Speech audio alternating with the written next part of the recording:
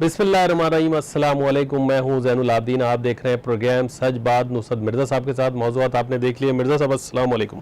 वालेकुम सलाम। देखिए, जो दूसरा बजट है हमारे इमरान खान साहब की जो हुकूमत है, और वो इसमें ये कहा जा सकता है बजट तौर पर कि ये नाअहलों की हुकूमत है, ये आईएमएफ की हुकूमत है और आईएमएफ का बजट है ये। तो वो दूसरा बजट ये पेश कर रहे हैं। असल में अगर से ये तीसरा बजट है, लेकिन फुल बजट जो है वो दूसरा है। दूसरी बात यह है कि सनत, ज़राअत और लाविस्ता के शोबे मुश्किलात में हैं।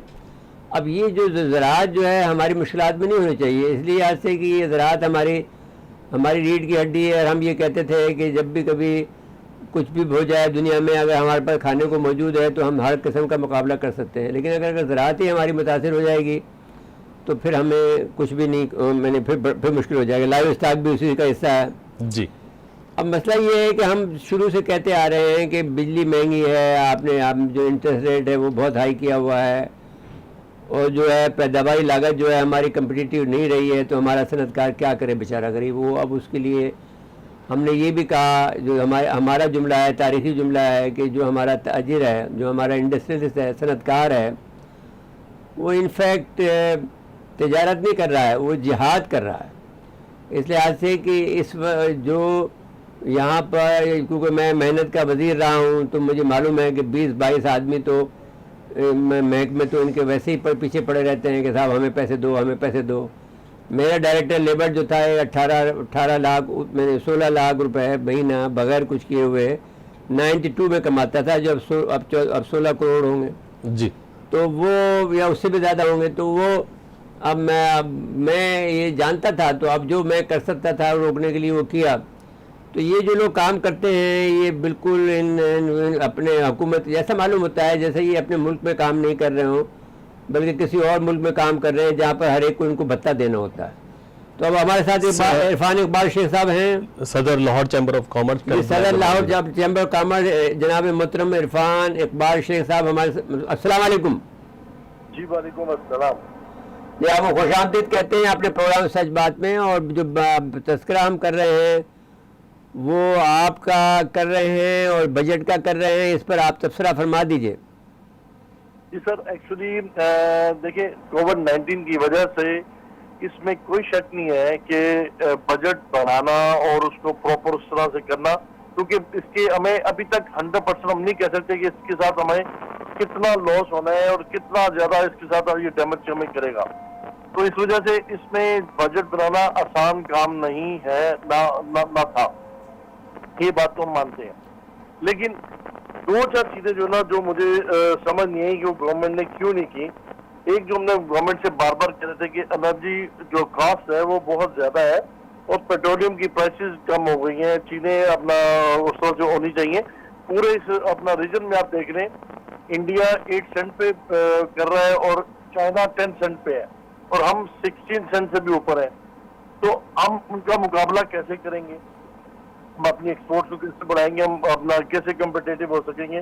तो इसके लिए हमारा ख्याल था कि गवर्नमेंट इसमें जरूर कुछ ना कुछ उसमें करेगी, लेकिन मुझे हैरानी हुई कि इसमें बजट में उसके लिए कुछ नहीं किया गया। फिर एक बात और कहते गए कि यहाँ पे रेट ऑफ इंटरेस्ट जो ना वो ज्यादा है। इंटरेस्ट का रेट जो ना वो हमारा, जब आप तकाबल करते हैं ना इस पूरे रीजन के साथ, तो मलेशिया 2% पे है, आपका चाइना 3.85% पे है, इंडिया 4% पे है, सिंगापुर कह रहा हूँ, सॉरी, श्रीलंका 5.5% पे है, और आपका बांग्लादेश 6% पे है। जबकि हम 13.25 से कम करके हम 8% पे है, बट अभी भी हम इस पूरे रीजन में सबसे ज्यादा, सबसे आगे हैं। तो ये दोनों चीजें देखिए, सबसे बड़ा जो गवर्नमेंट को फायदा इसका होगा कि अगर इंटरेस्ट रेट आपका कम करती है गवर्नमेंट ने तो अपने लिए हुए बेशुमार लोन, बेशुमार अपना जो ना बैंक से इन्होंने अपना किए हुए बोरिंग की हुई है।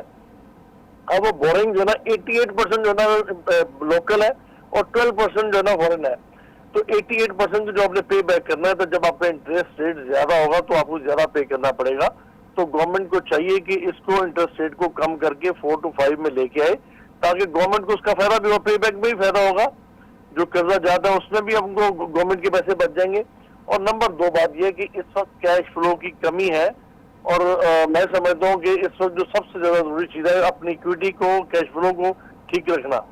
तो उसके लिए जब इंटरेस्ट रेट आप ठीक कर देंगे तो हर बंदा, हर इंडस्ट्री वाला वो आसानी के साथ जो ना वो लेके अपने आप को चला सकेगा। तो इस एक्स्ट्रा ऑर्डिनरी कंडीशंस में एक्स्ट्रा ऑर्डिनरी डिसीजंस की हमें तवक्को थी, लेकिन उसमें थोड़ा सा मुख्तलिफ आया।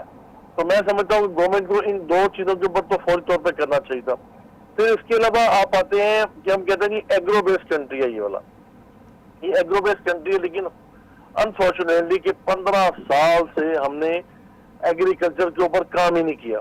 देखिए हम पेस्टिसाइड के ऊपर 3 to 4 बिलियन रुपीज हम बिलियन डॉलर खर्च करते हैं, हर साल इंपोर्ट करते हैं ना। हमारे पास हाइब्रिड सीड है और मैं आपको इसका फर्क इस तरह तकाबुल इस तरह से करता हूँ कि हमारा पंजाब 600 बेल्स पर हेक्टर करता है कॉटन की, जो हमारी मेन क्रॉप है, और आपका जो इंडिया जो साथ ही हमारा छोटा पंजाब उसका है वो कर रहा है 1700 बेल्स पर हेक्टर।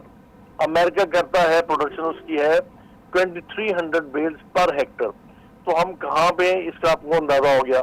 हमने ना तो टेक्नोलॉजी को अडॉप्ट किया, ना इसके ऊपर काम किया, ना हमने अपनी जो है उसको बेहतर किया, हमारे पूरे सिस्टम को, एग्रीकल्चर की काम ही हमने नहीं किया। अब आप देखें कि छोटे से पंजाब में इंडिया के उन्होंने 19 यूनिवर्सिटीज बनाई हुई जो एग्रीकल्चर के ऊपर जो ना वो रिसर्च कर रही हैं, जबकि हमारे यहाँ पंजाब में एक फैसलाबाद में एक थी, एक हमारी इस्लामाबाद में है, एक पेशावर में है, एक इस्लाम बलूचिस्तान में, एक सिंध में भी है, सिंध में भी है। सिंध में जो एग्रीकल्चर यूनिवर्सिटी है वो सबसे पुरानी है जी। सीड्स के ऊपर काम नहीं किया, हाइब्रिड सीड सारा जो भी हमें इंपोर्ट करना पड़ता है हमने फिर आ गए उसमें आईटी पे आ गए। आप हमारा ख्याल था आईटी के लिए भी हमने इनको बना के भेजा था कि आईटी के ऊपर ज्यादा काम होगा। आईटी हम करते हैं कि 1.8 बिलियन ऑफिशियली और इंडिया कर रहा है को तकरीबन 126 बिलियन की एक्सपोर्ट। तो उसमें आप जब उसका तकाबुल करते हैं तो उसकी जो मेन रीजन जो मुझे समझ आई वो ये थी कि इंडिया ने एक काम किया कि सिलिकॉन वैली जो है वहां पे अमेरिका में, वहां पे अपना ऑफिस बनाया और ऑफिस बना के वहां से सारे जो है ना बंगलोर को, सब अपने पूरे इंडिया की कंपनीज को वहां से उन्होंने कंट्रोल करके उनको बिजनेस दिए। हमने कभी इस चीज के ऊपर सोचा ही नहीं। हमने गवर्नमेंट से बार बार ये रिक्वेस्ट की है कि वहां पे अपना आईटी के ऑफिसेज बनाए जाए, जो वहां पे उनको, जो हमारे जितने भी एक्सपोर्टर्स हैं उनको वो प्रमोट कर सकें, क्योंकि अमेरिका ने आपके 24,000 वीजा लगाए पिछले साल में, और जो इंडिया का अगर आप तकाबुल करें तो इंडिया को उन्होंने 1,25,000 उसके अपना वीजा दिए। तो मैं समझता हूँ कि ये सारी चीजें जो ना इसको हमें एड्रेस करना पड़ेगा। अब इसमें आ जाए तो हलाल फूड में, हलाल फूड में 1 ट्रिलियन का बिजनेस है, $1 ट्रिलियन का, यानी कि 1000 बिलियन का। और पाकिस्तान जो कि मुस्लिम अपना कंट्री है वो 0.4 बिलियन की उसकी सिर्फ अपना एक्सपोर्ट है, और आपके मुकाबले में इंडिया को आप देख लें 48 बिलियन से ज्यादा उसमें कर रहा है और 100 बिलियन से ऊपर कर रहा है इंडिया। और आपका जो है क्या नाम है ब्राजील है, आपके दूसरे ममालिक हैं जो गैर मुस्लिम है वो इसमें आगे आगे है, और हमने तो इसके ऊपर वर्किंग ही नहीं की। और इसके लिए सबसे ज्यादा जरूरी चीज होती है सर्टिफिकेशन। हमारे पास स्टेट ऑफ द आर्ट कोई ऐसी लैब ही नहीं है जो सर्टिफिकेशन जारी कर सके, ना इसके ऊपर हमने काम किया। क्योंकि जब आपने एक्सपोर्ट करनी होती है तो आपको सर्टिफिकेशन चाहिए, और वो सर्टिफिकेशन स्टार्ट होती है 3 मिलियन से लेके को तकरीबन 2 करोड़ रुपए तक। वो आप सर्टिफिकेशन लेंगे तो आप कंप्लायंस कर सकते हैं, और कंप्लायंस आप नहीं करेंगे तो कोई बंदा दुनिया, कोई मुल्क आपसे नहीं माल मंगवाएगा। तो ये सारी चीजें जो हमने इनको लिख के दी जो थोड़ी सी निगलेक्ट हुई हैं, और बाकी चीजों में गवर्नमेंट ने काम ठीक किया है अपना। उन्होंने करंट अकाउंट अपना जो डेफिसिट है वो कम किया है, 11.5 से वो 3.3 पे लेके आए हैं, और कोई 31 अपना हमारा तजारती खसारा भी उसमें भी थोड़ी सी कमी आई है। कुछ इन्होंने अखराजात में भी थोड़ी सी कमी की थी जिसकी वजह से वो थोड़ा सा उन्होंने बेहतर किया है। लेकिन ओवरऑल देखा जाए तो इस बजट जो है ना हम उसको बहुत बुरा कह सकते हैं, ना हम इसको बहुत अच्छा कह सकते हैं। हाँ, लेकिन देखिए बात ये नहीं है अपने इरफान इकबाल साहब, बात मसला ये होता है कि आप जो है वो एक नया पार्टी आई है, PTI जिसका नाम है। आपने बड़े बुलंद बाग दावे किए थे कि आपके पास बहुत बड़ा नेटवर्क है, बहुत बड़े दानिश्वर लोग हैं, बहुत माहिरीन हैं आपके साथ में। तो भाई बात यह है कि दुनिया के अंदर कभी भी दुनिया के अंदर मुश्किलात से खाली नहीं रही है दुनिया। हर मुल्क पर नए नए कोई ना कोई मसले आते रहते हैं और वो उसका हल करते हैं। जी नहीं, आप यकीन आप देख लीजिए, जो हम तो पॉलिटिकल साइंस के तालिब इल्म हैं, हम तो तिजारत के तालिब इल्म, मईशत के तालिब इल्म नहीं हैं, लेकिन हमने जब प्लेटो को पढ़ा, जब हमने अरस्तु को पढ़ा, तो उन्होंने ये कहा कि हर एक गवर्नमेंट के पीछे एक दाना आदमी को साथ होना चाहिए। उस ज़माने में एक दाना आदमी का लफ्ज़ इस्तेमाल किया उन्होंने, तो वो एक उस दाना का नहीं लफ्ज़ किया बल्कि फ़िलासफ़र का लफ्ज़ इस्तेमाल किया। तो अब मसला ये है कि एक फ़िलासफ़र की जगह आजकल थिंक टैंक है, और थिंक टैंक के अंदर भी तकसीम हो गया है कि मईशत का थिंक टैंक, दिफाई थिंक टैंक, आपके ज़राअत के थिंक टैंक, आपके सनत के थिंक टैंक। तो वो जब तक आप उनसे अमेरिका में यह है कि दुनिया के अंदर सबसे ज़्यादा थिंक टैंक अमेरिका में है, और वो अमेरिका अपनी 50 साल मनसूबाबंदी करता है। जहाँ पर उसकी कमी आती है 50 साल में, मिसाल के तौर पर 50 साल की जो मनसूबाबंदी है उसको वो मार्जिन का लेवल पर रखता है, उसमें कमी आई तो वो कहता है मेरे मामलात में कमी आ गई है। आपके यहाँ तो ये बात होती नहीं है, आप तो थिंक टैंक को न बनाते हैं, ना उस पर तवज्जो देते हैं, ना उनके सुनते हैं। मिसाल के तौर पर अगर थिंक टैंक नहीं है तो हमारे जो फेडरेशन हाउसेज हैं ये थिंक टैंक समझ ली जाए, क्योंकि ये ज़रूरतमंद लोग हैं, ये आदमी काम कर रहे हैं, ये लोग परेशान लोग हैं, ये लोग जो है बिजनेस करने वाले लोग हैं, या प्रोडक्शन करते हैं, या आपको कमा के देते हैं। 10 तरह की बातें आप कह लीजिए। तो ये इससे अच्छा आपको इस वक्त थिंक टैंक कौन सा मिल सकता है? उनसे आपसे मशवरा करते हैं, मशवरा ज़रूर करते हैं, लेकिन आपके मशवरों पे अमल नहीं करते हैं। अब आप फरमाइए। मैं आपकी बात बिल्कुल समझ गया। देखिए, आपकी बात बिल्कुल ठीक कह रहे हैं आप, 100% बात आपकी सही है, क्योंकि हमारे यहाँ जो भी इंस्टीट्यूशंस है वो डिलीवरी कोई नहीं कर रहा, उनकी डिलीवरेंस है ही नहीं।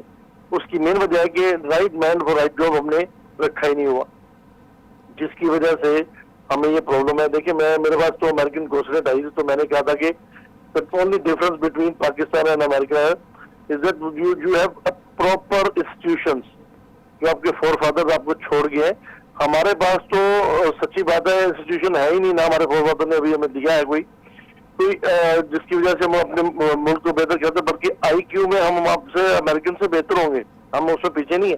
लेकिन क्यों अमेरिकन मानते हैं, अमेरिकन यानी मेरा एक दोस्त था यहाँ पर जो कौंसल जनरल था अमेरिका का 93 में, वो मेरा बड़ा गहरा दोस्त बन गया था, रिचर्ड फाग नाम था उसका। तो उसने कहा mister Mirza you are as good as American or better than, rather better than. तो मैंने उसे कहा कैसे कहते हैं? उसने कहा जी आप साइट पे चले जाओ, आप काटी में चले जाओ, आप देख लेंगे तो वहाँ पर सनत नज़र आती है, लेकिन अगर आप दादू में चले जाओगे तो वहाँ पर आपको नज़र आता है कि आप गरीब लोग हैं। लेकिन आप जो करना चाहते हो वो कर सकते हो, लेकिन आपके पास फिर विल नहीं है होता है, और आप लोग जो है फिर सो जाते हैं, आपके पॉलिटिशियन ठीक नहीं है। और फिर उसने एक दफ़ा कहा कि साहब मैं पानी जो है आपका तमाम निज़ाम बिगड़ा हुआ है, पानी मैं अपना ख़रीदता हूँ, अपनी हिफाजत मैं खुद करता हूँ, गार्ड मैं अपने खुद रखता हूँ, मैं अपने सड़क आपका जो है वो ट्रांसपोर्ट पब्लिक ट्रांसपोर्ट मैं आपके इस्तेमाल नहीं कर सकता, इसलिए कि मुझे वहाँ ख़तरा है जान को, और वो है भी तो वो स्टैंडर्ड की नहीं है। मतलब ये कि उसने कहा कि आपके पास जो सोशल सोसाइटी के लिए जो सहूलत देने की चीज़ है वो आपके पास कुछ भी नहीं है। उस वक्त मैं उससे बहुत नाराज़ हुआ था, लेकिन बात उसने सही कही थी। अब बताइए जी। हाँ, बिल्कुल ठीक कही उसने बात। मैं इस बात को बिल्कुल मैं सेकंड करता हूँ कि हमारे यहाँ ये प्रॉब्लम है जिसकी वजह से हमारा मसला हो रहा है। तो बहरहाल ये चीजें तो हमारी प्रॉब्लम है। देखिए, इसमें 2-3 चीजें और हैं कि अनफॉर्चुनेटली हमारी जो हम कहते रहे ना, खान साहब भी कहते रहे कि हम अपना 100 बंदा लेके आएंगे और 100 बंदा हम 100 इंस्टीट्यूशन के ऊपर बनाएंगे जो कि right man for right job होगा, वो अभी तक उन्होंने नहीं किया। उन्होंने वादा किया था कि हम ये करेंगे। तो ये चीजें ऐसी हैं जो कि मैं समझता हूँ। देखिए ना, आपके पास स्टील मिल है और आपके पास पीआईए है, आपका रेलवे है, ये 3-4 जो आपके जो व्हाइट एलिफेंट आपने पाले हुए हैं, तो 1000 बिलियन अपना रुपीज जो ना आप हर साल जो ना डाउन द ड्रेन इनको अपना देते हैं। भाई इरफान साहब, एक बात मैं अपने बात से आपसे करनी है। देखिए, आपके पास जिस मुल्क के पास स्टील मिल होता है वो वैल्यू एडेड चीज़ें बना सकता है। आपने अपने जब स्टील मिल को जब आपके यहाँ लगी थी तो अमेरिका को सबसे ज़्यादा परेशानी स्टील मिल से लगी थी। आपका खाली टैंक भी बना, आपकी बहुत सी चीज़ें इसमें बनी। आप इसमें अगर जिसके मुल्क के पास स्टील मिल हो वो बहुत ज़्यादा ताकतवर होता है। आपने अपनी ताकत को कमज़ोरी में बदल दिया है, इसको करप्शन में डालकर। दूसरी बात यह है कि वो जो आपका मेजर कईयों में जिस पर हम इल्ज़ाम लगाते हैं उसको छेड़ते भी हैं। उसने ये कहा कि साहब जिस वक्त मैं गया हूँ यहाँ से, अब यहाँ से छोड़कर, तो उस वक्त जो है स्टील मिल में इतना पैसा था। तो अब आप स्टील मिल दे रहे हैं इजरायली उसको, पॉलिश को। तो आप बताइए ये कि ये जो बात आप मुझसे ये बात आपकी इसने कही थी, डॉक्टर इशरत हुसैन मेरे साथ का आदमी है, मैं ये गवर्नमेंट स्कूल में पढ़ता था, गवर्नमेंट हाई स्कूल में, मैं नूर मोहम्मद हाई स्कूल हैदराबाद का जो सबसे पुराना स्कूल था हैदराबाद सिंध का, मैं वहाँ पढ़ता था। तो हम एक साथ हम असर लोग हैं। तो मैं आपसे ये कहता हूँ कि मुझे कहने लगा कि साहब एक KSC है हमारी, जो हमारे पास ये वाइट एलिफेंट है, और एक हमारे पास बाबडा है। अब KSC को हमने जो है वो कर दिया है, निष्कारी कर दी उसकी। आप यकीन मान लें कि जितना पैसे की निष्कारी आपने किए उससे 10,000 गुना ये पैसे लोग कमा के ले गए हैं कराची से। तो अब मैंने उस वक्त ये कहा था कैसे करेंगे, उसने कहा था बात ये है कि आप उसमें ये लोग अपना पैसे, क्योंकि इनको पैसे कमाने होंगे तो वो अपना यहाँ पर नया प्लांट लगाएंगे। लेकिन इन्होंने कोई प्लांट नहीं लगाया, इन्होंने हमें लूटा है। और हमारी हड्डियों की जो खुरच के, जैसे आप चिकन टिक्का खाते हैं इसी तरह से हमारा चिकन टिक्का बनाकर इन्होंने खाया है पैसा। 5 कंपनियां बेच के चले गए और 5 ने पैसे कमा के लेके चले गए। इतना बड़ा जुल्म है। आप ये कहेंगे पीआईए की बात आप ले लीजिए। पीआईए ने जो है एमिरेट चलाई, सिंगापुर एयरलाइन चलाई, मलेशियन एयरलाइन चलाई। पीआईए पर तो जब जैकुलिन कैनेडी सफ़र कर रही थी तो जब वो पूछा, उसने लंदन पहुंची जब वो पीआईए के सहारे से, तो उसने हजरात, मैंने जब उसे पूछा था किस फ्लाइट से आई है, उसने कहा साहब great people fly with PIA. फिर ये हमारा स्लोगन बन गया। तो अब आप ऐसा न कहें, बल्कि बात यूँ कहें कि हमारे पास मैनेजमेंट की कमी है। That's it. ये आप देखिए, मैं टेलीकम्युनिकेशन का इंजीनियर हूँ। मैं आपसे कहता हूँ कि PTCL को नहीं बेचना चाहिए था। आप PTCL हमेशा आपको उस जमाने के 2 अरब रुपए कमा के देती थी हर साल, 2 बिलियन हर साल कमा के देती थी। आपको नहीं बेचना चाहिए था, आपको मैंने चलाना चाहिए था। और नई दुनिया में जब मैं था यूरोप में रहता था तो मैं ये सारा प्रोजेक्ट में लेके आया हूँ, जो कि आज आप हर एक के हाथ में जो मोबाइल फ़ोन बैठा हुआ है। मैंने ज़ियाउल्लाह को राज़ी किया कि देखिए साहब आप इसको बहुत ज़्यादा ना बनाएं। ये जब भी कोई आदमी घर में फ़ोन लगेगा तो सबसे पहले अपनी माँ को फ़ोन करेगा, अपने दोस्त को फ़ोन करेगा, मेरे घर में फ़ोन नंबर लग गया, ये हो गया। तो आपके 2 रुपये पक्के हो गए ना। उस ज़माने में 2 रुपये की कॉल थी।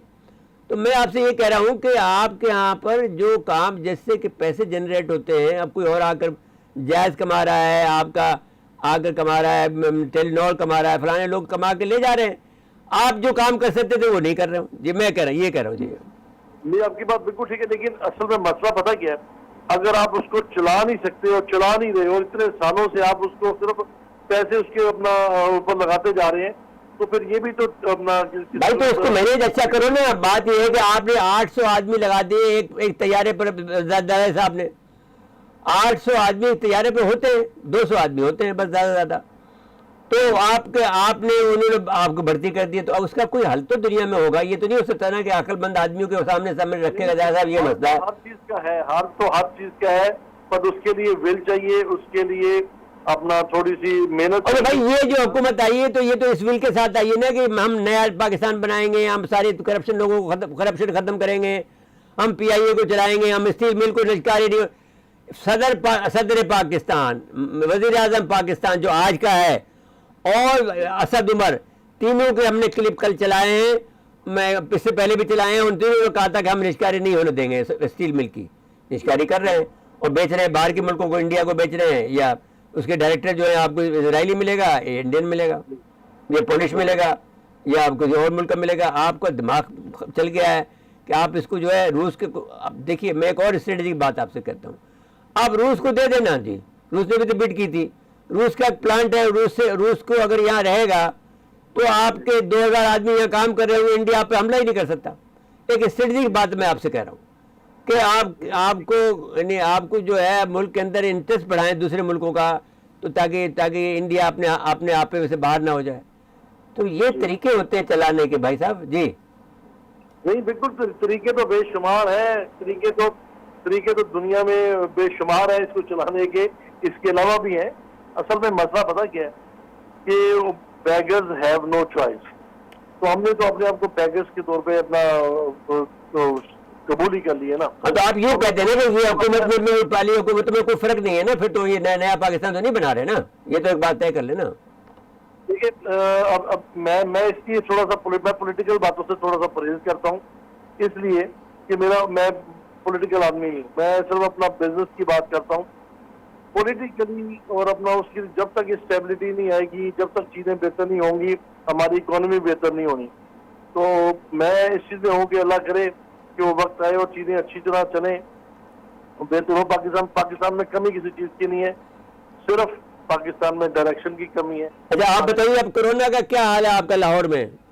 लाहौर में हालात कोरोना के बहुत ज्यादा खराब हैं, और मैं समझता हूँ कि जिस तेजी के साथ फैल रहा है और जिस बुरे तरीके से फैल रहा है, तो ये तो सुना है कि मंडे से यहाँ पे कुछ एरिया वाइज लॉकडाउन करेंगे, कि इस एरिया को बंद कर दिया, इस एरिया को लॉकडाउन कर दिया, क्योंकि लाहौर में बहुत ज्यादा फैल, बहुत ज्यादा। यार इसका एक आसान हल तो ये है, लोग ये कह रहे हैं कि आपसे के ज़रिए से मैं ये कह रहा हूँ कि नाक के जिसको कोरोना हो जाए कि नाक के ज़रिए से 2-2 कतरे 4-4 घंटे से में ये उसके जैतून का तेल डालें उसकी नाक के अंदर, ताकि वो कानों को कवर करे, आँखों को कवर करे और गले को कवर करे। तो ये एक इम्कान है, क्योंकि ये एंटी वो है कोरोना ये निज़ाम।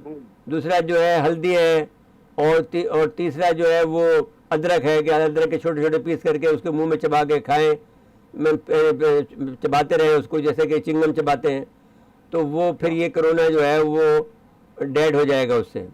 अभी फ़िलहाल तो ये करके देखें, लोगों से कहें जो आपके साथी हैं सबको कहें कि साथ नाक में तेल जैतून का तेल डालें, सुबह दोपहर शाम 3-4-5 दफ़ा डाल दें जिसको कोरोना हो गया हो। और जो हल्दी भी खाएं, सुबह हल्दी शहद में डाल के खाएं, हल्दी को थोड़ा सा गर्म करें और पानी में, और फिर इसमें शहद डालें और पिए। फिर इसके साथ साथ में ये इसको जो अदरक है इसको चूसें। ये इलाज है इसका बेहतरीन, और ये ठीक हो जाता है जी।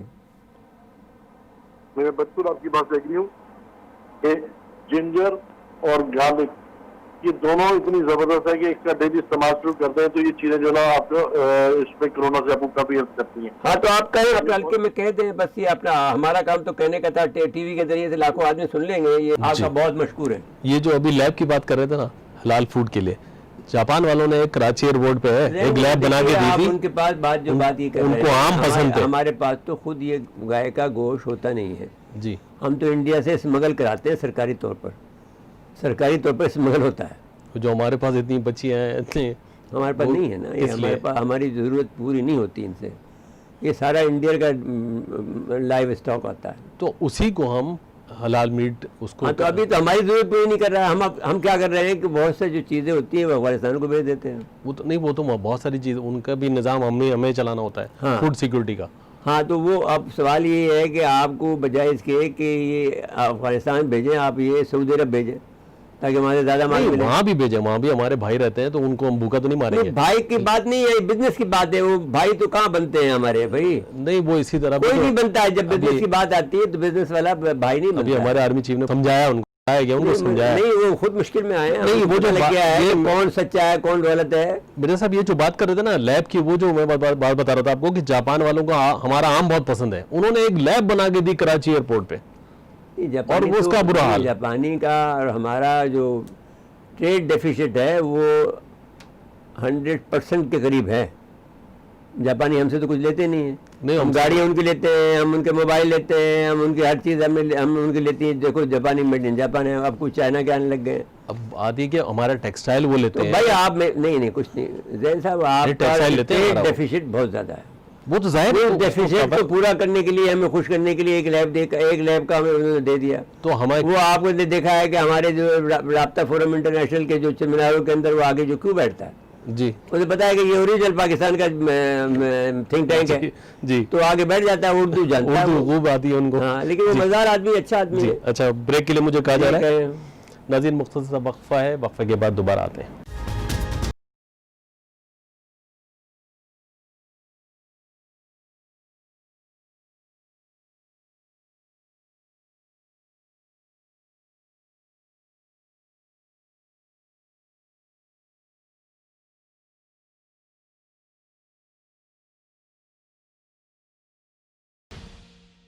एक दफ़ा फिर प्रोग्राम में खुश आमदीद कहते हैं। मेरे साहब शेख उमर रेहान साहब, चेयरमैन जी शेख साहब, अस्सलाम वालेकुम। जी भाई साहब, मिर्जा साहब कैसे हैं आप? ठीक जी है। अल्लाह का शुक्र है। शेख उमर रेहान साहब, नाज़रीन कराम, आपसे इनका तारुफ कराना चाहते हैं। ये चेयरमैन काटी हैं, क्या है जी, ये बताइए, फरमाइए। काटी जो association of trade and industry, ये पाकिस्तान की ट्रेड है, पाकिस्तान का सबसे बड़ा ये आपका जो इंडस्ट्रियल कम्प्लेक्स है जी, इसके ये सदर हैं हमारे चेयरमैन साहब, हम जो शेख अब्दुल उमर रहमान साहब, उनसे हम बात कर रहे हैं। शेख साहब फरमाइए, बजट के बारे में आपका क्या तबसरा है, क्या तहफ़्फ़ुज़ात हैं, क्या आप इनको क्रेडिट देते हैं, सब आप एक करके आप बता दीजिए। देखिए, मैं आपको बताऊं कि ये बेसिकली न्यूट्रल से मामलात हैं इस बजट में। कोई देखें, हम एक्सपेक्ट कर रहे थे कि बड़े इंसेंटिव दिए जाएंगे इंडस्ट्री के लिए, कुछ पैकेजेस दिए जाएंगे बजट में, और स्पेशली एसएमई सेक्टर के लिए कुछ अनाउंसमेंट्स की जाएंगी, और इस तरह के और उसके अलावा हम ये भी एक्सपेक्ट कर रहे थे कि जीरो रेट सेक्टर जो है उनको बहाल कर दिया जाएगा। तो इस तरह के फैसले जो है वो हमें नजर नहीं आए बजट में। लेकिन ओवरऑल जैसे इन्होंने बोला है हमाद साहब ने कि हम कोई नए टैक्स नहीं लगाएंगे, हमने कोई नए टैक्स नहीं लगाए, तो ये एक अच्छी बात है कि इन्होंने, लेकिन इसमें ये यहाँ पे सवाल खड़ा हो जाता है कि अगर आपने नए टैक्स नहीं लगाएंगे तो 1000 अरब रुपए का जो टारगेट जो है वो जो आपने बढ़ा के पेश कर दिया है उसको कैसे हासिल किया जाएगा। तो इस तरह की कुछ चीजें क्वेश्चनेबल हैं, लेकिन अभी आहिस्ता आहिस्ता चीजें सामने आएंगी। आपको पता है कि हमारे मुल्क में काफी अरसे से ये रवायत चलती आ रही है कि एक मिनी बजट भी हमेशा आता है, तो हम अभी ये भी एक्सपेक्ट कर रहे हैं कि शायद कोई ऐसा मिनी बजट भी आए जिसमें ज्यादा चीजें क्लियर हों आगे जाके। लेकिन वो उसने ये कहा था कि हम जो हमाद अदर ने कि हमने पूरे साल में मिनी बजट नहीं दिया। देखें, अब अगर इन्होंने आप ये बात ये कैसे कह सकते हैं, जैसे कोविड-19 आया, इनको कुछ ऐसे फैसले करने पड़े, इनको कुछ इंसेंटिव भी देने पड़े, तो इस तरह की चीजें इन्होंने कुछ फैसले किए हैं जो टाइम टू टाइम हुकूमतों को करने पड़ते हैं, और ये जरूरी भी होता है इकोनॉमी चलाने के लिए। हमेशा एक जगह पे आप जो है उस तक नहीं हो सकते। अच्छा जी, चलिए ये तो ठीक हो गया। आप लेकिन आप इंडस्ट्री के चलाने का, इंडस्ट्री से जो टारगेट, सबसे बड़ा इस वक्त जो चैलेंज है हम लोगों को वो ये है कि अनएम्प्लॉयमेंट जो मुल्क में हो रही है इसको कैसे रोका जाए। हमने सिफारिशात की थी हुकूमत से कि आप ग्रोथ ओरिएंटेड बजट लाइएगा जिससे रोजगार के मौके पैदा हों। वो इस सूरत में हो सकते थे कि अगर ये प्राइवेट पब्लिक पार्टनरशिप में प्रोजेक्ट लेके आते, उसके अलावा जो सिक यूनिट हैं जो बंद पड़े हुए हैं उनके लिए कोई पैकेज लाते, उनके लिए कोई सब्सिडी लाते, तो उनको रिस्टोर करने के लिए, उनको चलाने के लिए। तो अगर ये ऐसा कोई प्लान लेके आते जिससे सिक इंडस्ट्री जो बंद पड़ी है वो चल जाती, और जो एग्जिस्टिंग इंडस्ट्री जो बंद पड़ी है कोरोना के चक्कर में, उसके लिए कुछ पैकेज लाते, तो शायद एम्प्लॉयमेंट जो है हम बचा सकते अपनी। लेकिन अब देखते हैं आगे चल के क्या हालात बनते हैं, क्योंकि अब आप इसको कोई भी अभी फोर्सी नहीं कर सकते, क्योंकि पूरी ग्लोबली इस वक्त क्राइसिस चल रहा है। पूरे मुल्क को ये चैलेंज है, और इस तरह के चैलेंज से इससे निकलना कोई आसान काम नहीं है। हुकूमत के पास बड़े टफ इस वक्त मामलात हुकूमत को देखने पड़ रहे हैं ये कोविड के चक्कर में। यार ये मैं कहना चाहता हूँ कि अब ये जो कोई मसला है कि अगर ये कोविड का मामला, ये क्या, ये किस तरह से आप इसको उसका ट्रांसलेशन करेंगे कि वो जो है बिल गेट इनको, इमरान खान को फ़ोन करता है, तो क्या बात करता है ये बिल गेट? ये तो हमें पता नहीं है कि इमरान खान साहब से बिल गेट साहब क्या बातें करते हैं, लेकिन हम एक बात जानते हैं कि हम गरीब मुल्क हैं एक, और हमें अब इस वक्त हम IMF के प्रोग्राम में भी हैं। IMF ने हमारी जो सूद की जो इंस्टॉलमेंट्स हैं वो अभी मौखर की हुई हैं। जब तक ये मौखर है, हमें चाहिए कि हम थोड़ा अपने आप को मजबूत करें इकोनॉमिकली। जो है हमें ऐसे काम करने चाहिए कि जिससे जब ये इंस्टॉलमेंट हमारी दोबारा शुरू हो तो फिर हम इस पोजीशन यार कोविड-19 में आपकी इंडस्ट्री का पहिया तो चला नहीं है, तो कैसे मजबूत करेंगे? जी, यही तो इस वक्त मेन इनका काम है कि ये इंडस्ट्री को रिवाइव करें। हम इनको यही कहते रहे हैं कि इंडस्ट्री को रिवाइव करने के लिए हो सकता है आगे प्राइम मिनिस्टर साहब कोई ऐसी स्कीमें लाएं। कोई जरूरी नहीं है कि ये जो बजट है ये अब सब कुछ खत्म हो गया, अब यही होना है। आगे जाके उनको समझ आएंगी चीजें उनको समझाएंगे लोग कि आप जो है वो इंडस्ट्री को रिवाइव करने के लिए कुछ काम करें। तो मुझे उम्मीद है कि इंशाल्लाह ताला अगर ऐसे इन्होंने कोई प्रोग्राम किए, जो 6 सेक्टर है, जो जीरो रेटेड वाला मामला है, उससे लिक्विडिटी के प्रॉब्लम्स हैं, एक्सपोर्ट बढ़ाएंगे। हमारी एक्सपोर्ट जो है जब तक 35 अरब 40 अरब डॉलर पे नहीं जाएगी मिर्जा साहब, तब तक हमारे मसले हल नहीं होंगे मुल्क के। ये बड़ी क्लियर कट चीज है। और इसके अभी इस बजट में भाई इंडस्ट्री को क्या मिला है, मुझे ये बताइए ना। देखिए, इस बजट में इंडस्ट्री के लिए ऐसा कोई मैन्युफैक्चरर्स को कोई ऐसा बेनिफिट नहीं मिला। इन्होंने कमर्शियल इंपोर्टर्स को कुछ थोड़ा सा बेनिफिट दिया है। उसमें भी मैं समझता हूँ कि इंडस्ट्री डिस्करेज हुई है। एक विदहोल्डिंग टैक्स जो है वो पहले इंडस्ट्री का और कमर्शियल में डिफरेंस होता था, अब इन्होंने उसको बराबर कर दिया है। तो बेसिकली इन्होंने ट्रेडर्स को इसमें थोड़ा सा जो है उसके ट्रेडर्स के हक में इन्होंने एक अच्छा फैसला किया है, लेकिन इंडस्ट्री जो है उसके हक में ये फैसला जो है वो इतना अच्छा नहीं है। ट्रेडर्स के हक में फैसला करने से वो क्या फायदा होगा मुल्क को? इससे फायदा ये होगा कि आपके जो है वो कैश फ्लो में इजाफा हो सकता है। कैश फ्लो में इजाफा होगा, आप रिटेलशिप में ज्यादा बढ़ेगी तो अब लोगों के हाथों से पैसा निकलेगा, पैसा आएगा जाएगा। हाँ, यूँ कैश फ्लो में इजाफा। जी हाँ, ठीक हो गया। जी। तो ये कैश फ्लो को एड्रेस किया है, लेकिन फिर अपने अब मैंने जो सनतकारी है जिसमें कि आप गुजरे मुबादला है, उसको तो एड्रेस नहीं किया ना। फिर देखिए, ये तो अब टाइम टू टाइम चीजें इनको करनी पड़ेंगी। मैं मिर्जा साहब आपको मैंने अभी थोड़ी देर पहले भी ये कहा था कि जरूरी नहीं है ये जो बजट आ गया है कि यही होना है पूरा साल, ऐसी कोई बात नहीं है। अभी जरूरत के मुताबिक हुकूमत अगर चीजों को ठीक कर लेगी तो मेरा ख्याल हम इस क्राइसिस से निकल सकते हैं। हमें हमारा फोकस इस वक्त हमारे मुल्क की इंडस्ट्री को इन हालात में कोविड से बचाते हुए हमें इसको लेके चलना है। बेसिकली अब इसमें हमारे प्राइम मिनिस्टर साहब जो है वो इसमें अब ये देखना है कि हमारे प्राइम मिनिस्टर साहब इसमें से कौम को कैसे निकालते हैं। इसमें कोई शक नहीं है कि बड़ा मुश्किल वक्त है, इकोनॉमिकली खास तौर पर पूरी दुनिया को चैलेंज है। तो हम उम्मीद करते हैं कि कोई अच्छा इंशाल्लाह ताला आगे। रेहान साहब, आप हमारे भाई हैं, ये तो बात पक्की है ना? अल्हम्दुलिल्लाह मेरा नहीं तो मैं ये पूछ रहा हूँ कि इमरान खान साहब से आप ये उम्मीद रखते हैं कि वो ये कौम की नैया को पार लगा देंगे? देखें, मैं एक बात बताऊं कि इमरान खान साहब छक्का तो किसी वक्त भी मार सकते हैं। ये मैं आपको बता दूं, चाहे जो मर्जी दुनिया। यार अभी 2-2.5 साल तो हो गए, छक्का तो नहीं मारा, कि चौका भी नहीं मारा। देखिए, अभी हम उनसे उम्मीद तो करेंगे कि जिस तरह की उनकी जो है वो परफॉर्मेंस जो है वो फाइनल में आपने देखा 92 का वर्ल्ड कप आपने देखा, आपको याद होगा। यार वो सब बातें एक क्रिकेटर को नई सियासत आती है मेरे भाई, ये बात को आपको तस्लीम कर ले। 92 के वर्ल्ड कप में उन्होंने जो परफॉर्मेंस फाइनल में दी थी, उसकी वजह से पाकिस्तान वर्ल्ड कप जीता था।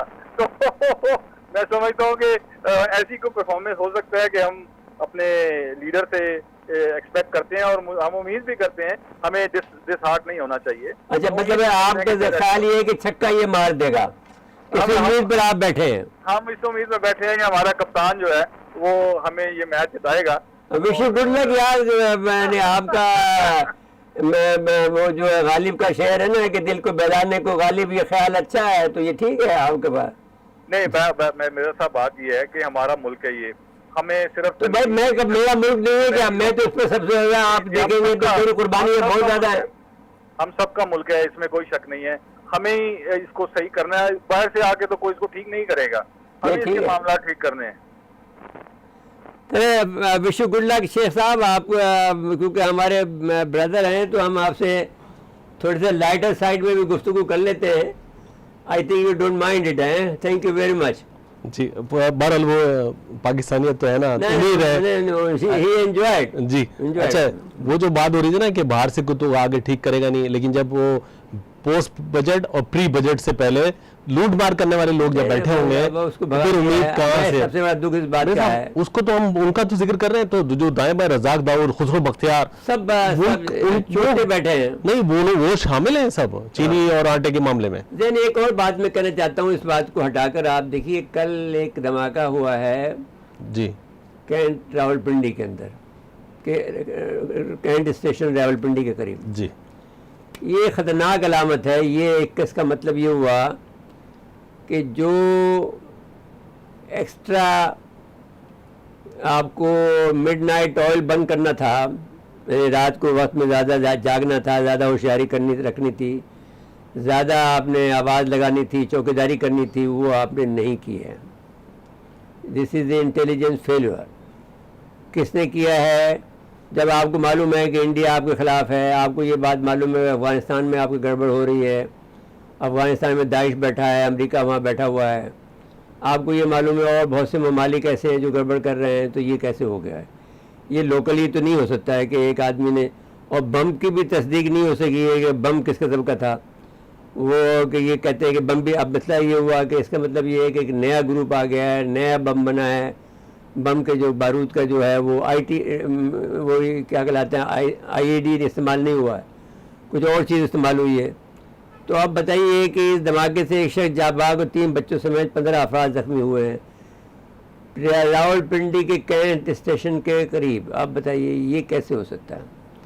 Is A complete failure. आप, मैं समझता हूँ कि इस बात को चीफ ऑफ आर्मी स्टाफ को और ISI को देखना पड़ेगा। उनको तो उसी वक्त अलर्ट होना चाहिए जब वजीरिस्तान में बार वाक़या हो रहा है। आप देखिए, अब आप अगर बात कर लें कि एक वाक़या हुआ कश्मीर के अंदर, हम उनके 6 फौजी मारे गए इंडिया के, उन्होंने आपके साथ में दूसरे दिन में इंतकाम लेना शुरू कर दिया ईरानी बॉर्डर पर। हमारे अब तक 13 आदमी मार दिए उन्होंने जी।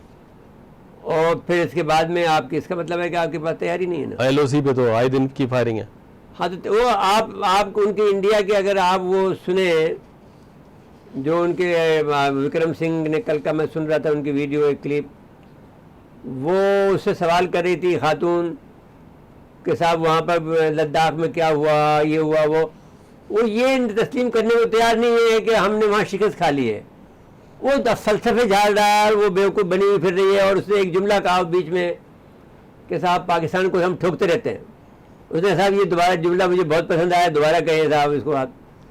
तो आप वो हम वीडियो चलाना चाहते हैं, लेकिन ये है कि ये शर्मनाक बात है कि वो आदमी ने एक जुमला नहीं कहा कि हमारी जो इसमें लद्दाख में शिकस्त हो गई है, चीन ने ठुकाई की है और अब नेपाल ने भी ठुकाई कर दी, आपके बंदे मार दी। नेपाल जैसे गरीब मुल्क ने, एक छोटे से मुल्क ने आपकी ठुकाई कर दी है। उनकी बर्दाश्त से बाहर हो गया तो एक बार हलाक और 4 जख्मी हुए, उनको मार के भगा दिया है। चौकी में हमने कहा था ना कि चौकी लगा दी है उन्होंने जी, तो कई चौकियाँ लगा दी हैं। अब वो वहाँ पर मुकाबला करेंगे।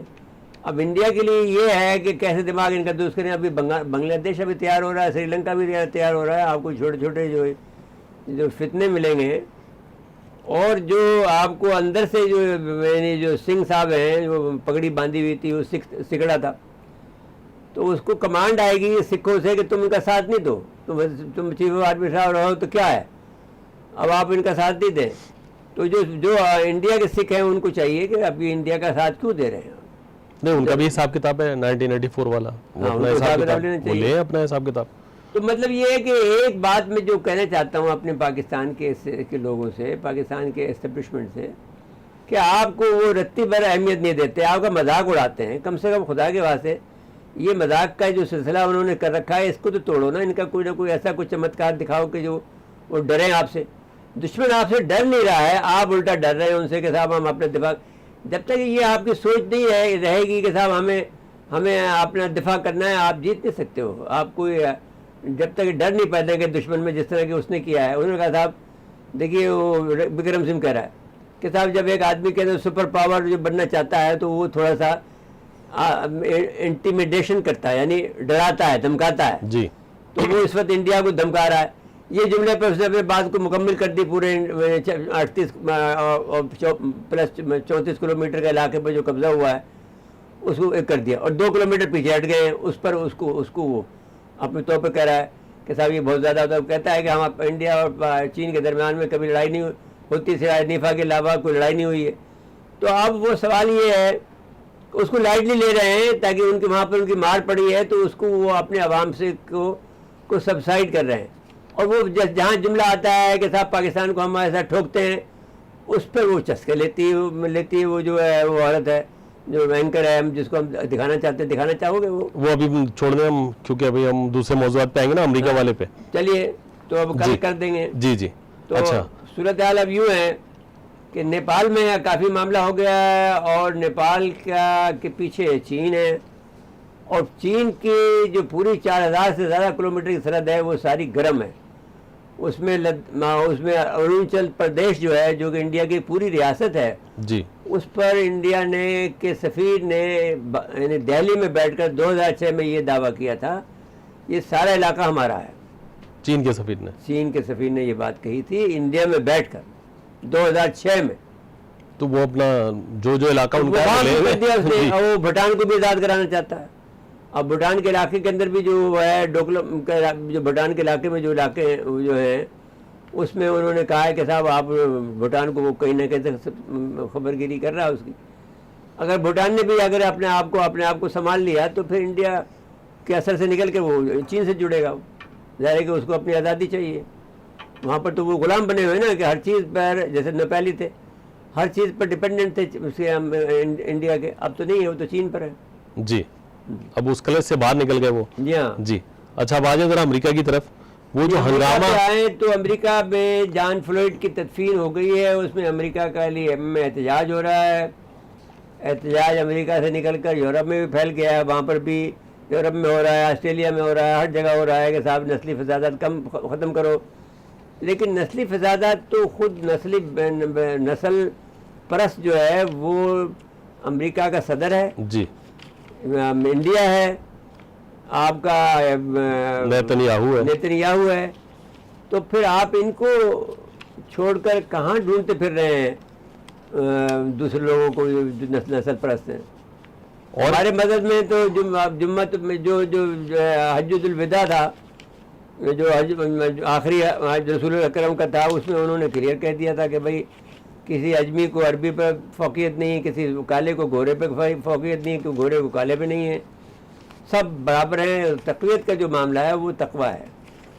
जो भी ज़्यादा अहम आदमी है वो तक़वे वाला होगा, जो अल्लाह की इबादत कर रहा होगा, जो नेक आदमी होगा, जो नेक काम करता होगा, वो बड़ा आदमी होगा। बिल्कुल। अच्छा, ये उस पर होगी। ये बड़ा दावा करते हैं कि हमारे यहाँ तो हर एक को बराबर के हुकूक हासिल हैं, और दूसरे मुल्कों पे इल्जाम लगाते हैं। इनके ऊपर एमनेस्टी इंटरनेशनल ने कहा है कि उन्होंने गैस इस्तेमाल की है पर जी, जिस पर 1993 से मुकम्मल पाबंदी है, और इन्होंने वो इस्तेमाल किया।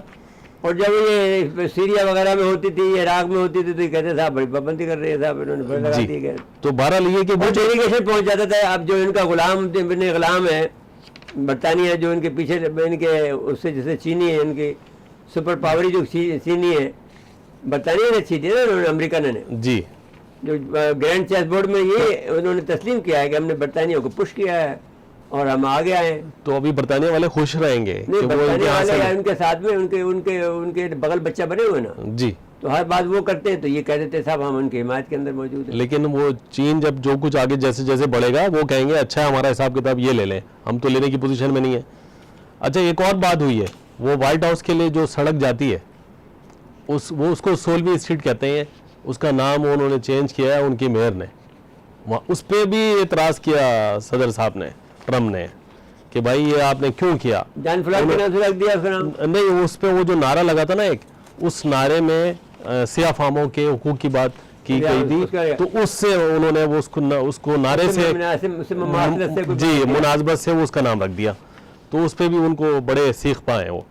लेकिन वो वो कर नहीं सकता, इसलिए कि वो तो अपने रूल के तहत किया है, उन्होंने वो नाम सड़कों को नाम रखने का इख्तियार उन्हीं के पास। उनके मेयर के पास होता है उनके यहाँ। अच्छा खैर, ये बात ये कि ये सारी बातें हमारे यहाँ भी यही है, हमारे यहाँ भी इनकी बात, लेकिन हमारे यहाँ हुक्म चलता है बड़ी सरकार का। हाँ वो खैर, अब बहरहाल ये परेशान कुन बात हो गई अब तमाम मुल्कों के लिए, सियाह फाम और सफेद फाम अब ये है के कि दरमियान मेरा लगता ये तवाज़ुन। है कि इस दौर के अंदर मैं दो बातें करना चाहता हूँ। एक तो ये है कि ये जो सिंध की हुकूमत है जी ये खुद भी एक मुतासिब और दसल परस्ती की तरफ जा रही है, और कोरोना का लेके और बहाना- ये लसानियत परस्ती पे जा रही है। जी इसके खिलाफ भी मज़ामत करनी पड़ेगी आपको, जो भी आप करें ये लोग। ये जहाँ पर पंजाबी रहते हैं, पठान रहते हैं, उर्दू स्पीकिंग रहते हैं कराची में, उन सब को इन्होंने अपना मफतूआ अपना ग़ुलाम बना रखा है। अब ये मैं कहना चाहता हूँ, एक आदमी इनका सिंध सेक्रेटरीट में मौजूद नहीं है जो किसी बड़े ओहदे पर फायज हो, न पंजाबी है, न पठान है, न उर्दू स्पीकिंग है, सब के सब सिंधी स्पीकिंग को इन्होंने लगा दिया है। एक बात। दूसरी बात यह है कि पुलिस के अंदर सारे आदमी जितने भी बड़े अफसरान हैं सारे सिंधी स्पीकिंग हैं, कोई उर्दू स्पीकिंग का इन्होंने मलिया मेट कर दिया है। अब इसके अलावा जो मेयर है उन्होंने क्या किया है कि जो डिस्ट्रिक्ट्स हैं उनको तो उन्होंने अहमियत दे दी है DMCs को, और लेकिन जो मेयर को जो उन्होंने खाली कर दिया जो कि कराची का मेयर है। अब ये बड़ी बेचैनी है, लोग ये कहते हैं कि भाई अल्ताफ़ हुसैन तो इससे बेहतर था, और एक किस्म की एक बड़ी यानी एक फ़िज़ा पैदा हो रही है इस हुकूमत के ख़िलाफ़। तो मैं ये समझता ये हूँ कि बुनियादी तौर पर अगर आप MQM के फ़िलासफ़े को देखें, मैं MQM के फ़िलासफ़ी से इसलिए मुतासिर नहीं हूँ कि इसने उर्दू स्पीकिंग को रुस्वा किया, उनके सारे फ़ख्र के मिरार गिराए।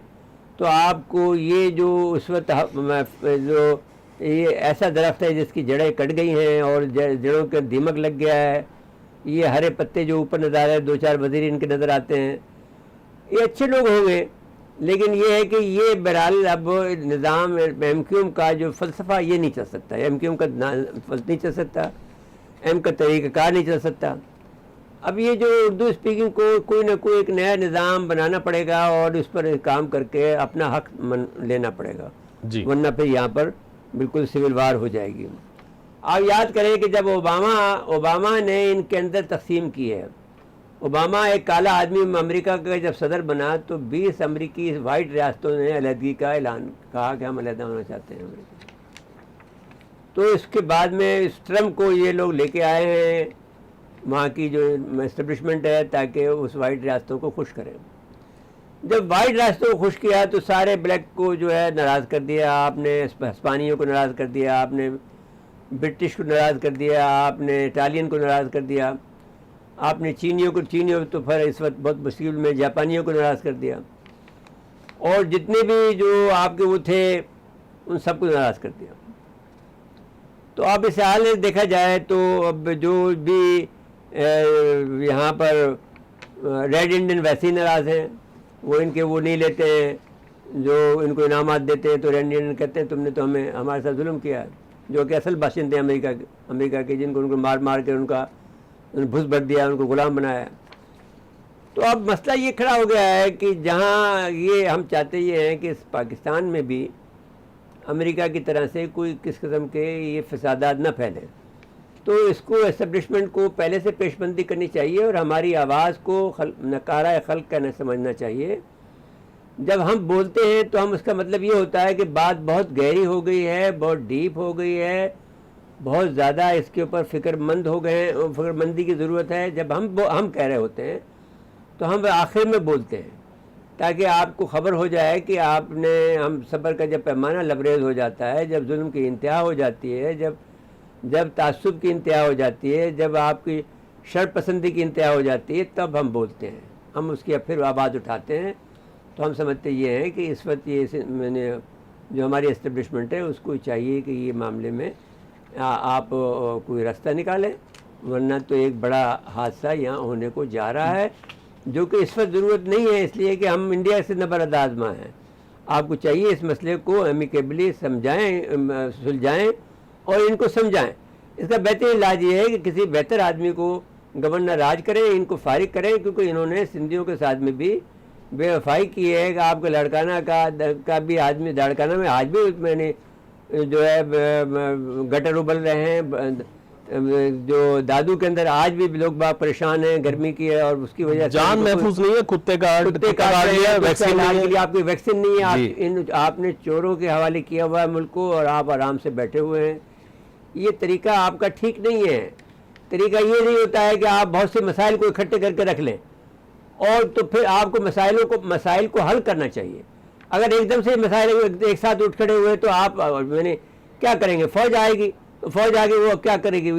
उस मसाइल को हल करेगी? नहीं कर सकती उस फौज मसाइल को हल। ये मसाइल सियासी हैं, इनको आपको सियासी का एक रास्ता दिखाना चाहिए। वो ये कर सकती है कि वो फैसिलिटेट करे, वो सहूलतकारी करे और इस मामले को हल करे। जी जी, आखिरी 1 मिनट रह गया जी। और गिलगित बल्तिस्तान के लिए निगरान वज़ीर आला के लिए कुछ नाम वज़ीर आला आप साहब जो अब्दुल शिगरी ठीक है, इसलिए कि अब्दुल शिगरी जो है यहाँ कराची में पुलिस का चीफ IG पुलिस रहे हैं, एक अच्छे आदमी हैं। जी, वफाकी सेक्रेटरी शाहिदुल्लाह IG बेग को मैं सिंध नहीं रहे हो। जानता हूँ, जी, लेकिन शिगरी को मैं जानता हूँ कि is a very reasonable man. IG Sindh रह दूसरा चुके हैं। एक कैप्टन शफी का नाम लिया जा रहा है। नहीं, कैप्टन शफी तो अपोजिशन लीडर है ना, वो दोनों ने मिलके वज़ीर आला हाफिज हफीजुर रहमान करके और इन्होंने तो नाम जो तजवीज़ किए हैं। अगर ये इत्तफाक नहीं हुआ तो वज़ीर आज़म फैसला करेंगे फिर। हाँ तो नहीं, अब्दुल शिगरी अच्छा नाम है, उसमें बखाल वैसे दोनों पार्टी के लिए बेहतर ये है कि ज़ाहिर है नून लीग की हुकूमत है, पीपल्स पार्टी अपोजिशन में, तो वो दोनों मिलके ही तय कर लें, वरना फिर वज़ीर आज़म तो उनकी पार्टी के नहीं है, वो तो फिर नाराज है ना वो दोनों और पार्टियां। किसी को लाके लगा देंगे। हाँ, वो इनके सर पे कुछ और होगा, मतलब खैर इलेक्शन का तो तरीका वही ये है। शिगरी अच्छा आदमी है, is a very good man, बस जी। इसको बना दें। ठीक है, जी बहुत खत्म हुआ हमारे प्रोग्राम का। जी। नाज़रीन, आज के लिए इतना ही, आइंदा प्रोग्राम तक के लिए इजाज़त चाहते हैं। अल्लाह हाफ़िज़।